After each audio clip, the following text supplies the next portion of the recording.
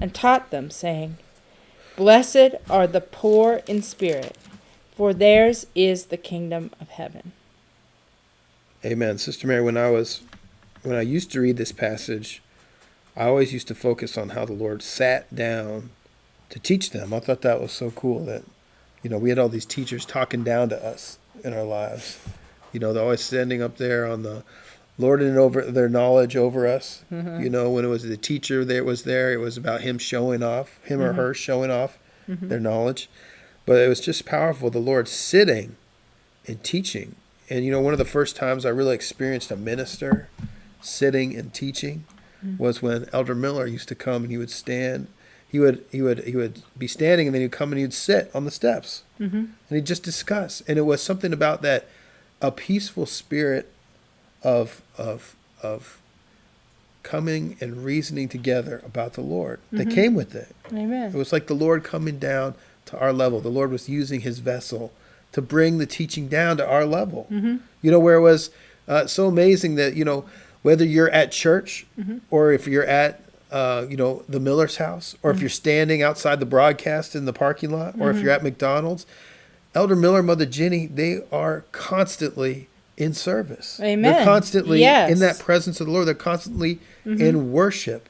Amen. And that's what that means for the Lord to be sitting, to come down to that level wherever you are, and to bring that spirit. And Amen. the Lord here is teaching, Sister Mary. He's talking about becoming poor in spirit. Lord is showing us that we need to not be that victim, we were talking about earlier, but to see our brokenness, to see our poorness in ourselves, expose it, turn ourselves over to the Lord, and admit that who we are. Amen. Sister Mary, what is it like sitting at the Lord's feet and learning about our brokenness and becoming poor in spirit? Amen. It's a good journey, because the Lord is showing us that we had no idea what we were talking about before. I love Ellen Miller, Mother Jenny. We're always like, you've never been through you've never been through a temptation until you started to fight the sin. Right. But we called ourselves going through a temptation all the time, back in that old covering. We'd be like, oh yeah, I was going through such a battle, having to get up for work every day, like whatever was our issue, we would constantly call it like we've gone through so much. But we haven't ever been in a battle until the Lord brought us here to the Church of Truth to teach us how to fight. We didn't fight. We were going along with the sin, right, and feeling miserable because we were getting deeper and deeper into hell, right, and just becoming so focused on ourselves, right. That I'm not getting what I want out of this situation, so I'm just going to be angry. I'm just going to lash out at everybody around me, and then I'm going to have a pity party because everyone's mad at me, right, and then say, oh, I'm going through such a battle. Everyone's mad at me. I can't find any peace. I loved it on the service this Sunday because Brother Marcus was breaking it down that, like, we were asking the Lord for peace, but we wanted to stay in the mess. We wanted to stay, I'm going to keep on being nasty. I'm going to keep on being selfish. I'm going to keep in this mess. But, Lord, I want some peace. That's not where peace comes from. Right. You can't start experiencing something good if you're not willing to go in and look at the bad so that it can be rooted out. Amen. Like with the seeds and the parable of the seeds, like he was talking about that. It's just all this, the earth was all messed up. The rocks and the shallow earth and the birds and everything, the seeds couldn't come forth. And so the Lord is showing in me that I'm doing that. I'm constantly putting myself in a pity party or getting angry and then wondering why I'm not getting the peace or the results that I think I deserve, which isn't the battle. The Lord wants to take me inward to show me myself, but you can't get stuck there. Mother Jenny was showing me that previously the broadcast a couple weeks ago, I had gotten myself stuck there. I was just, beating myself down, wanting to just keep saying, oh, I'm just so vicious. I'm just so nasty. I'm just so vicious. And that I wasn't taking the opportunity to then receive what the Lord has for me, which is the power to conquer that. Amen. To come out of it, to change my life and not be that person anymore. To go into the battle, to say, yeah, I see that there, but that's not me.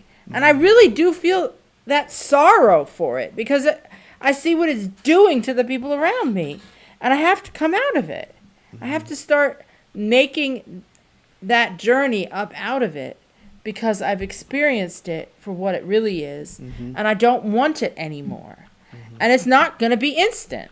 Amen. Because that's the thing, we've had it so ingrained into our all of our church experiences, or everything we do.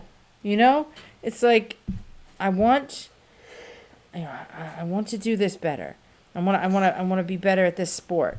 And you try shooting a basketball one time and you miss the ring, and you're like, oh, I'm not good at basketball. Right. Well, who was good at basketball just because they tried one time? Right. They got good because they stayed out there on the court, shooting until it started to become a muscle memory and a strength. Those muscles got stronger. The eye and hand coordination got better. They started to enjoy it more, and it became part of their life. And then people could look at them and say, hey, they're good at basketball. It didn't come from just a magical moment that I decided I should be good at basketball. And so being here at the Church of Truth, we have to go to war with that thought that it's going to be instant. And it can be discouraging at first if you think it's going to be instant, and then you find yourself back in that same old, getting yourself back in that same old pattern again, because you're like, oh, I thought I was going to conquer that. Right. I thought I was just going to conquer that. And then I love the encouragement that comes forth from Elder Miller and Mother Jenny and all of our brothers and sisters, and the encouragement that we all give each other, in that we are seeing that it isn't going to be instant. We are on a journey up out of sin, and we have to daily change our life to make that change come forth. Amen. And we have to, the Lord's been showing too, of looking to that intent, like all day long. Amen. All day long. What is your intent right now? And it's amazing when you just stop in like any moment, and whatever you're about to do, ask the Lord, why am I doing this? What is the will behind this? Is it my intent to bless somebody? Is it my intent to serve you? Is it my intent to be on my post and be of good use and of service? Or is my intent right now, to lift myself up? Or gain something for myself? Or to avoid the Lord? Sometimes I catch myself when I go to look at my intent is that I'm running from the Lord. I don't want to be around the Lord. So I'm trying to, find my way to escape so I can stay back and wallow in my self-pity or wherever I'm at. And the Lord, He wants us to slow down all day long and see that intent, because it strengthens us.